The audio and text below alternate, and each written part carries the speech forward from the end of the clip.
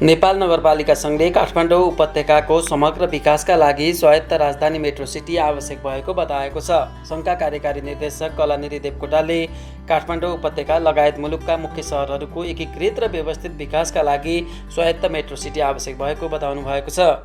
अब यो काठमाडौँ उपत्यका समग्रलाई एउटा व्यवस्थित रूपमा विकास गर्नका निमित्त लामो समयदेखि नेपाल नगरपालिका सङ्घले राजधानी मेट्रो सिटी अथवा काठमाडौँ उपत्यका मेट्रो सिटी भन्ने अवधारणालाई अगाडि सारेको हो। जुन बेलामा राज्यको पुनर्संरचना भयो, यो स्थानीय तह पुनर्संरचना आयोग जुन गठन भयो, त्यो बेलामा पनि नेपाल नगरपालिका सङ्घले चाहिँ त्यसको एउटा प्रारूप सिफारिस गरेको थियो। विद्यमान संविधान को नै संशोधन गरेर यो राजधानी उपत्यकामा निर्वाचन प्रणाली, प्रतिनिधित्व प्रणालीलाई नै एउटा समग्र राजधानीलाई एउटा प्रदेश सरहकै रूपमा व्यवस्थित गर्ने र यदि त्यो संविधान संशोधनको अहिले तत्काल सम्भावना रहँदैन भने के गर्ने त भन्दाखेरि निर्वाचित जनप्रतिनिधिहरू, उदाहरणको लागि काठमाडौँमा अहिले 18वटा नगरपालिकाहरू छन्, महानगर पालिका सहित ती नगरपालिकाहरूको निर्वाचित मेयरहरूको एउटा काउन्सिल बनाउने र त्यो काउन्सिल भित्र अहिलेको जुन उपत्यका जुन प्राधिकरण जस्ता संस्थाहरू छन् तिनीहरू चाहिँ त्यसको अन्तर्गत रहेर, किनभने राजनीतिक नेतृत्वको अन्तर्गत रहेर त्यसले चाहिँ नि काम गर्ने र समग्र बाटो, नदी को व्यवस्थापन, त्यसपछि फोहोर मैला व्यवस्थापन, यो आगलागी जस्ता विपद व्यवस्थापन, यो चाहिँ नि समग्र नगरपालिकाहरूले मिलेर गर्ने, ताकि यो विकास चाहिँ दिगो पनि होस् र छरिएर नहोस्। सहरी विकासको सिद्धान्तमा के भन्छ भने cities are engine of rural development भनिन्छ, जसको अर्थ के हो भन्दाखेरि सहर एउटा यस्तो चिज हो जसले गाउँलाई पनि चलायमान बनाउँछ। वरिपरिका ग्रामीण भेगहरू जहाँ उत्पादन हुन्छन्, फलफुलदेखि लिएर तरकारीदेखि लिएर जो सहरको लागि अपरिहार्य हुन्छ, त्यो चिज गाउँबाट त्यहाँसम्म ल्याउनका लागि पनि व्यवस्थित प्रकारको सडक, व्यवस्थित प्रकारको यातायात साधन, त्यस प्रकारका चाहिँ चिजहरूलाई सुनिश्चित गरिएको हुनुपर्छ, ताकि गाउँ नगर अन्तर सम्बन्धले नेपालको जिडिपी अथवा कुल गार्हस्थ उत्पादनमा पनि उल्लेख्य योगदान दियोस्, जनताको जीवन एउटा व्यवस्थित तरिकाले गुज्रोस् र एउटा आर्थिक वृद्धि पनि त्यही किसिमको होस्। किनभने जति सहर समुन्नत हुन्छ, वरिपरिका गाउँहरू पनि समुन्नत हुने सम्भावना त्यति नै रहन्छ, किनभने त्यसको प्रभाव, त्यसको आर्थिक गतिविधिको प्रभाव चाहिँ वरिपरिका पेरी अर्बन एरिया भन्छौँ हामी यो सहरी विकासको भाषामा, त्यो वरिपरिका साना सहरहरू, यो इमर्जिङ टाउनहरू, नगरोन्मुख बस्तीहरू को विकास पनि त्यसैसँग जोडिएको हुन्छ। र हाम्रो नेपालमा पनि बढी राजधानी काठमाडौँमा केन्द्रित हुने, सबै काठमाडौँमा ओहिरिन खोज्ने यो अवसरका हिसाबले पनि राजधानीमै बस्नुपर्ने जस्तो एउटा मानसिकता विकास भएको हुँदाखेरि यसलाई पनि हामीले व्यवस्थित गर्न एउटा नयाँ संरचना र खाका ल्याउनु अति आवश्यक छ। हामी सङ्घीय संरचनामा गइसकेका छौँ। हामी 7वटा प्रदेशहरू र 7वटा प्रदेशका राजधानीहरू बिस्तारै विकास हुने चरणमा छन्। यद्यपि हामीले अहिले यो अहिलेको पहिलो निर्वाचन पछि जुन आशा गरे जतिको एउटा हासिल गर्न सकेको छैनौँ, तर यो हाम्रो पहिलो सङ्घीयताको अनुभव र कार्यान्वयनको अवस्था हो।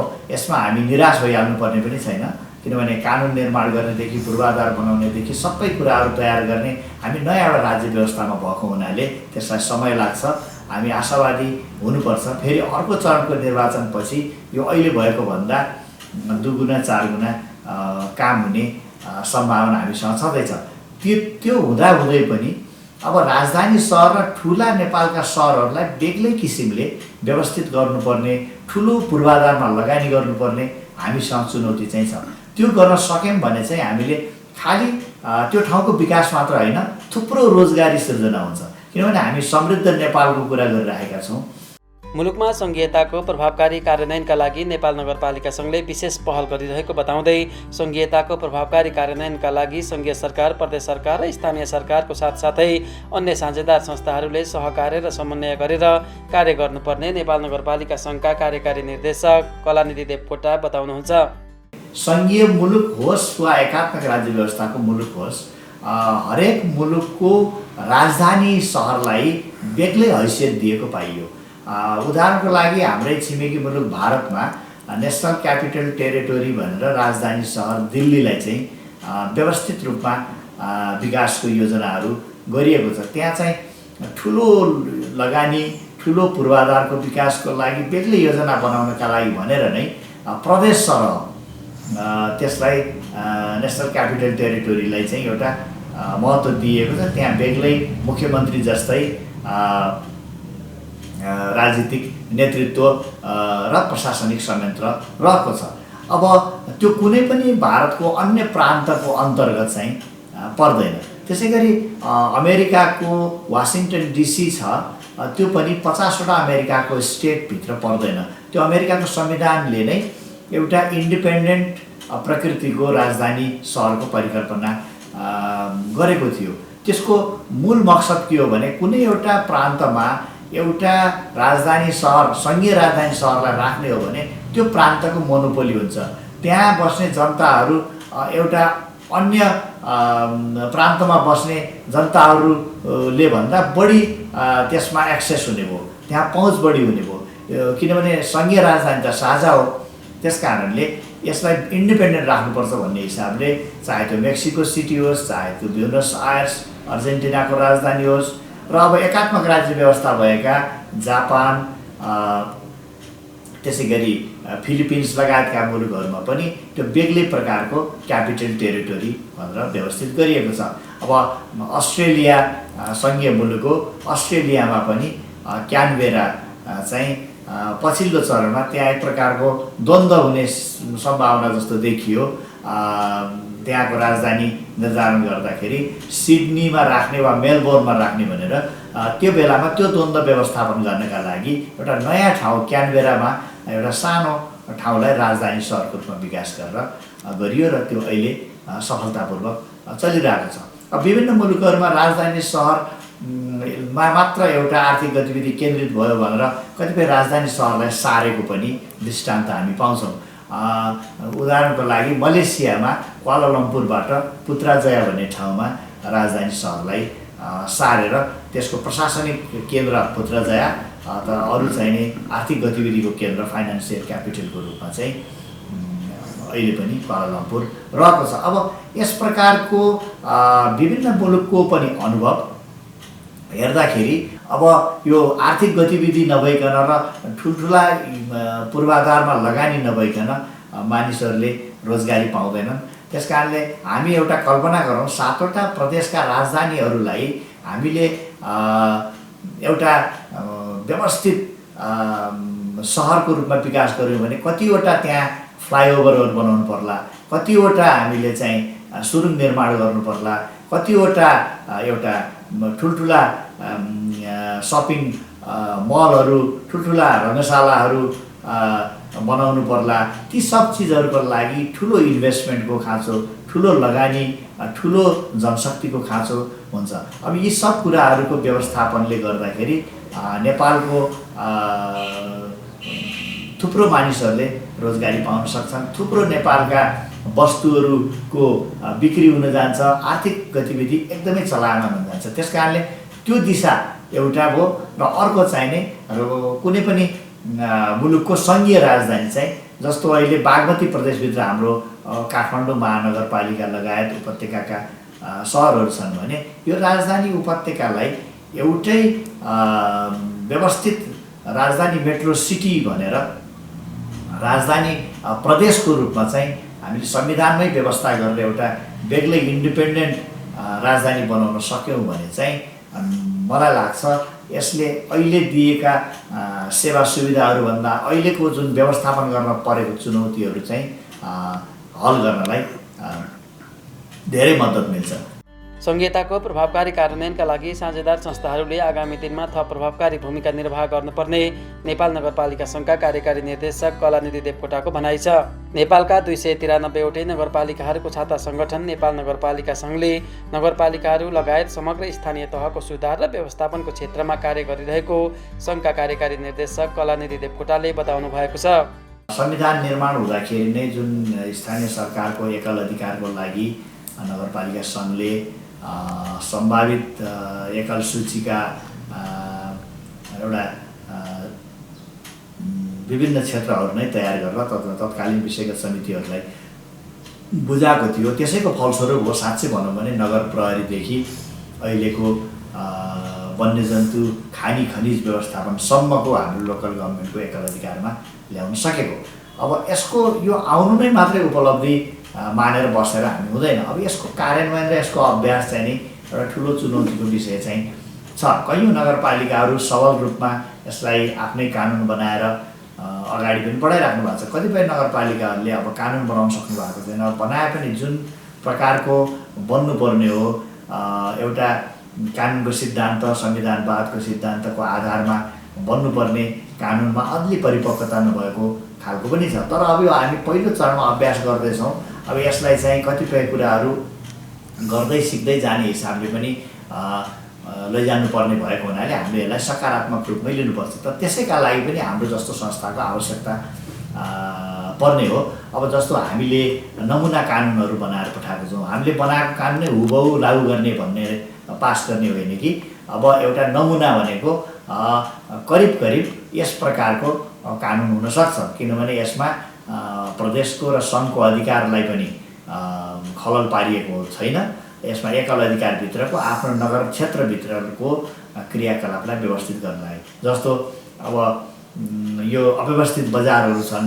अब अव्यवस्थित बजारहरूलाई पनि इग्नोर गर्न सकिँदैन। सहर भनेको फर्मल मात्र इकोनोमीले चल्ने कुरा होइन, इन्फर्मल इकोनोमीको ठुलो योगदान हुन्छ संसारको जुनैसुकै मुलुकमा हेरे पनि। तर त्यसको लागि पनि व्यवस्थित ठाउँ व्यवहार गर्ने, त्यसको लागि नगर प्रहरीको परिचालन गर्ने, त्यहाँ सहकारीको व्यवस्थापन गर्ने, त्यहाँ इन्फर्मेसन कम्युनिकेसनको लागि एफएमको लागि अब एउटा स्थानीय रेडियोको व्यवस्थापनहरूको गर्ने, अब स्थानीय करहरू कसरी व्यवस्थित गर्ने, अब यी सब चिजहरूको लागि कानुन चाहिन्छ, नियम चाहिन्छ। त्यो चिजहरू सबैले बनाउन नसकेको हुँदा हामीले त्यसलाई नमुना कानुन बनाउन सहयोग गरिरहेछौँ। प्रदेश र स्थानीय सरकारको बिचमा चाहिँ केही न केही अधिकारको लडाइँ पनि हुने स्वाभाविकै हो। किनभने धेरै ओभरल्याप, धेरै चाहिँ जिम्मेवारीहरू दुवैलाई दिएको अवस्था पनि छ। त्यसलाई क्लियर गर्नुपर्ने छ, प्रष्ट टिआर बनाउनु पर्ने छ। त्यसको लागि साझा सूची अन्तर्गतका कानुनहरू बनाउनका लागि हामीले निरन्तर संवाद गरेर जस्तो अहिले पनि हामी हालसालै पनि प्राकृतिक स्रोतबाट प्राप्त हुने रोयल्टीको बाँडफाँडका लागि चाहिँ प्रदेशको अर्थमन्त्री त्यसै गरी त्यहाँका कर्मचारी सचिव विभिन्न विषयगत कर्मचारीहरू, नगरपालिकाको नगर प्रमुख, त्यसै गरी विषयगत कर्मचारी, प्रमुख प्रशासकीय अधिकृतहरूको बिचमा हामी चाहिँ विभिन्न प्रदेशमा गएर हामीले अन्तर संवादहरू गरिरहेछौँ। ल कसले के गर्ने, कानुन बनाउन कसरी पहल गर्ने, कार्यदल कसरी बनाउने भनेर यसरी एउटा समन्वय र सहकार्यको लागि हामीले चाहिँ वातावरण मिलाइदिरहेछौँ। अब हामीले गर्ने भनेको त्यही हो। किनभने अब हामी आफैले कानुन बनाइदिने पनि होइन, हामीले त्यो एउटा कन्ड्युसिभ इन्भाइरोमेन्ट क्रिएट गरिदिने हो ताकि दुवै सरकारहरूको बिचमा एउटा तालमेल मिलोस् र दुवैले एकअर्कालाई सहयोग गरेर समन्वय गरेर दुवैले लाभ लिने स्थिति सिर्जना होस्। किनभने हामी एउटा यो कम्पिटिटिभ फेडरलिजमको अभ्यास गर्दैछौँ, हामी त कोअपरेटिभ फेडरलिजमको गर्दैछौँ। एकले अर्कोलाई सहयोग गर्ने हो। हाम्रो संविधानको आधार भनेकै सहकार्य र समन्वय हो र सहअस्तित्व पनि हो। त्यस कारणले हामीले एउटाले अर्को सरकारलाई हेप्ने, अर्कोलाई नगर्ने त्यो पनि हाम्रो संविधानले परिकल्पना गरेको छैन। हाम्रो संहिता वास्तवमा एकदम विशिष्ट प्रकृतिको छ। यसको अभ्यास राम्रोसँग गर्न सक्यो भने संसारलाई नै नमुना हुन्छ। किनभने प्रदेश पनि उत्तिकै शक्तिशाली, स्थानीय पनि उत्तिकै शक्तिशाली भएको सम्भवतः संसारमा मैले कुनै पनि मुलुक यस्तो प्रकारको संहिताको अभ्यास गरेको देखेको छैन। अब यदि इमान्दारीपूर्वक यो कुराहरू भयो भने, सबैले परिपालना गर्यो भने प्रावधानहरू नेपालमा राम्रो अभ्यास पनि हुनसक्छ। किनभने कुनै पनि व्यवस्था हरेक मुलुकमा चाहिँ यही नै राम्रो हो भनेर ल्याएर हुने कुरा पनि होइन। अमेरिकामा भएको व्यवस्था फिलिपिन्समा राम्रो नहुन सक्छ, स्विट्जरल्यान्डको व्यवस्था कुनै अफ्रिकी मुलुकमा फिट नहुन सक्छ। यो कुरा चाहिँ आफ्नो एउटा आर्थिक सामाजिक भौगोलिक अवस्थिति, त्यहाँको सांस्कृतिक एउटा चाहिँ अवस्था, यो सबैलाई आधार मानेर त्यहाँका जनताले नै चुनेको एउटा राज्यको संरचना, शासकीय स्वरूपलाई हामीले व्यवस्थित गरेर लैजान सक्ने कुरा हो। त्यस कारणले हामीले जे बनाएको छौँ त्यसबाट हामीलाई पछाडि फर्किने पनि अहिले हामीलाई छुट छैन। त्यो गर्दा हामी धेरै पछि पर्छौँ। त्यस कारणले यसैलाई व्यवस्थित गरेर हामी लैजानुपर्छ। अब नगरपालिका सङ्घले चाहिँ मैले अघि पनि भनिसकेँ, नमुना कानुन निर्माण गर्नका लागि नगरपालिकालाई सहयोग गर्ने, यो स्थानीय सरकारहरूको विशेष गरी नगरपालिका महानगरपालिकाका प्राविधिक कर्मचारीहरू, चाहे ती दमकल चलाउने अग्नि नियन्त्रकहरू हुन्, चाहे त्यो नगरपालिकाको योजना बनाउने इन्जिनियरहरू हुन्, चाहे फोहोर मैला व्यवस्थापन गर्ने कर्मचारी हुन्, चाहे त्यो रेभेन्यू धेरै उठाउन सक्ने करहरू व्यवस्थित रूपमा पारदर्शी रूपमा उठाउने कर्मचारी, यी सबैका लागि क्षमता अभिवृद्धिको कार्यक्रमहरू हामीले चलाइरहेका छौँ। हामीले यो आर्थिक वर्षदेखि त एउटा नीति, सहरी नीतिमा अनुसन्धान गर्ने साथै लिडरसिपको डेभलपमेन्ट गर्ने, जस्तो कि नगरपालिकामा मेयरको रूपमा, वडा अध्यक्षको रूपमा निर्वाचित भएर आए भन्दैमा उहाँहरूलाई धेरै कानुनको बारेमा, उहाँहरूको भूमिकाको बारेमा थाहा हुँदैन। त्यसको लागि नेतृत्व विकासका लागि सम्भावित त्यस्ता प्रकारका लिडरसिपहरूको लागि पहिलेदेखि नै तालिमको व्यवस्थापनहरू गर्ने, एक्सपोजरको व्यवस्थापन गर्ने, निर्वाचन भएर आइसकेपछि एउटा कम्प्रिहेन्सिभ प्याकेजको रूपमा डेभलप गर्ने, विशेष गरी निर्वाचित जनप्रतिनिधिहरूलाई हामीले त्यसरी फोकस गरेर गरेका छौँ। अब आउने निर्वाचित जनप्रतिनिधिहरूको लागि हामीले त्यस्तो प्याकेजहरूको चाहिँ विकासहरू गरिरहेको छौँ भने अब स्थायी कर्मचारीहरू, अब त्यहाँको एउटा जुन एक्जिक्युट गर्ने जुन जिम्मेवारी हुन्छ कर्मचारीहरूको, उहाँहरूको लागि पनि हामीले विभिन्न कार्यक्रमहरू गरिरहेका छौँ। अब यद्यपि यस्तो प्रकारको क्षमता अभिवृद्धिको लागि चाहिँ अन्य संस्थाहरू पनि छन्, उहाँहरूले पनि गर्नुभएको छ, किनभने सबैले सबै कुरा गर्नु पनि सक्दैन। केही कुराहरूमा हाम्रोबाट सपोर्ट भइरहेको छ, केही कुराहरू उहाँहरूबाट भइरहेको छ। यसमा चाहिँ खासै द्वन्द्वको विषय पनि केही छैन। आफ्नो स्ट्रेन्थको आधारमा हामीले चाहिँ त्यो कुराहरू गरिरहेको छौँ, किनभने जति गरे पनि अपुग्नै छ। यो क्षमता विकासको कुराहरू हो।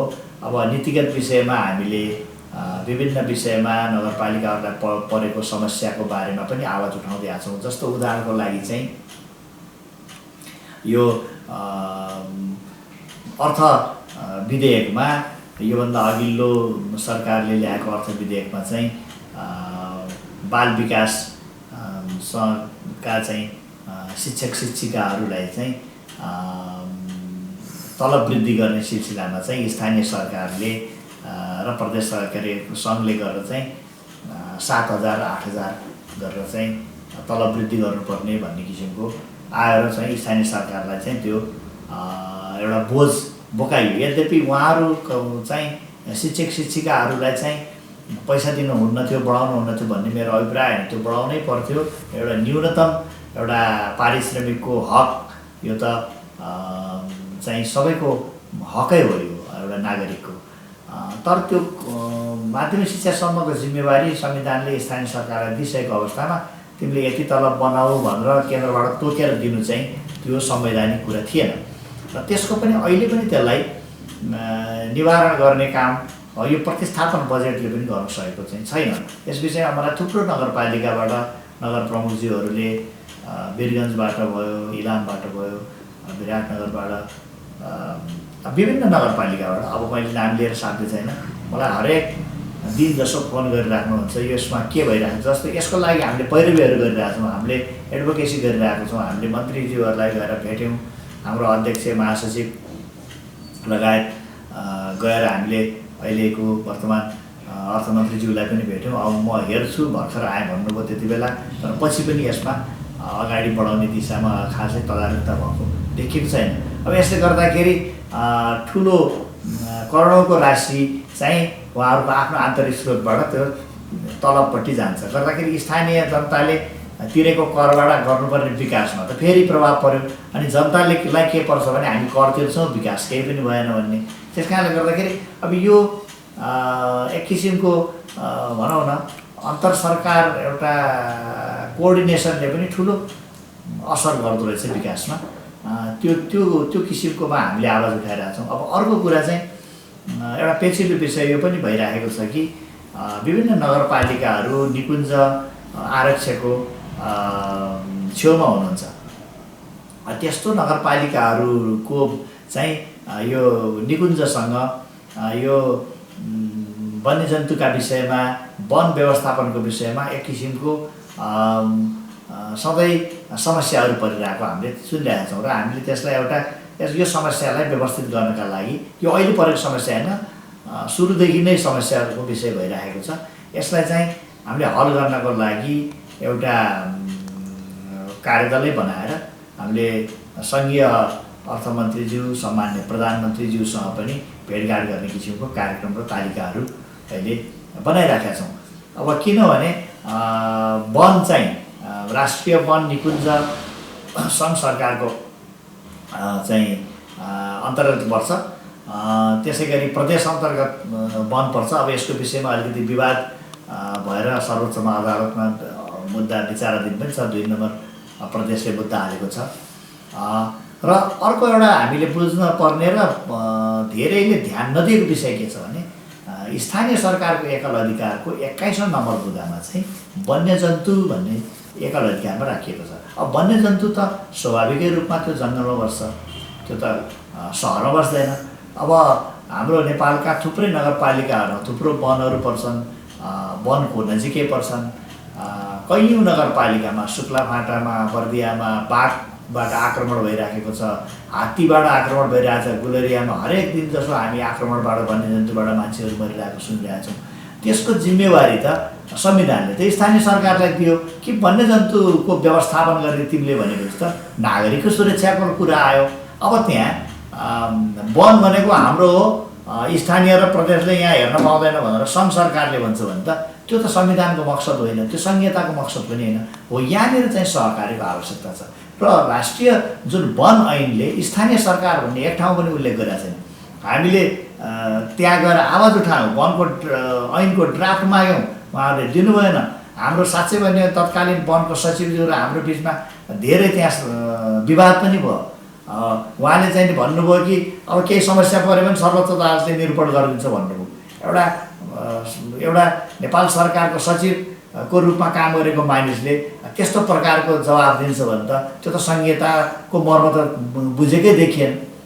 मैले उहाँलाई चुनौती दिएँ, मैले भने कि स्थानीय सरकारको एकल अधिकारमा वन्यजन्तु पर्छ भने वन ऐनले स्थानीय सरकारको कहीँ पनि उल्लेख गर्दैन भने यो त सरासर संविधानको चाहिँ बर्खिलाप भयो। यस्तो ऐन बनाउनु भयो भने त कसरी यो संहिता कानुन हुन्छ। तर अब यही चिज पनि विषयगत समितिमा के अरे पार्लियामेन्टमा ठुलो छलफल भएर ठुलो यस विषयमा चाहिँ घनीभूत छलफल भएर तिनै तहका सरकारसित फेरि यसमा छलफल भएर अबको कानुन चाहिँ निरपेक्ष रूपमा बनाएर कसैले पनि हुँदैन। स्थानीय सरकारले पनि बनाएको कानुनहरू वास्तवमा भन्ने हो भने कहीँ कतै बाजिन्छ कि भनेर प्रदेशसँग सेयर गर्नुपर्छ। त्यो हाम्रो कानुनले भनेको पनि छ। सङ्घले पनि कानुन बनाउँदाखेरि हामी सङ्घ हामीले बनाएर छोडेको तलकोले बनाउने भन्ने यो संहिता होइन, त्यो त एकात्मिक व्यवस्था मात्रै हुन्छ। सङ्घले कानुन बनाउँदा पनि दुईटाको एकल अधिकारमा छोइयो कि भनेर उसले कन्सल्ट गर्नै पर्छ।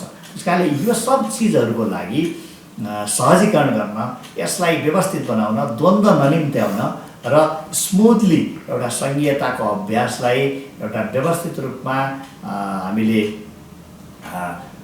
यसलाई सफल बनाएर जनताले तिरेको सही करको प्रतिफल स्वरूप जनतालाई विकास, सुरक्षा, आर्थिक वृद्धिको सुनिश्चितता गर्ने हाम्रो दायित्व छ।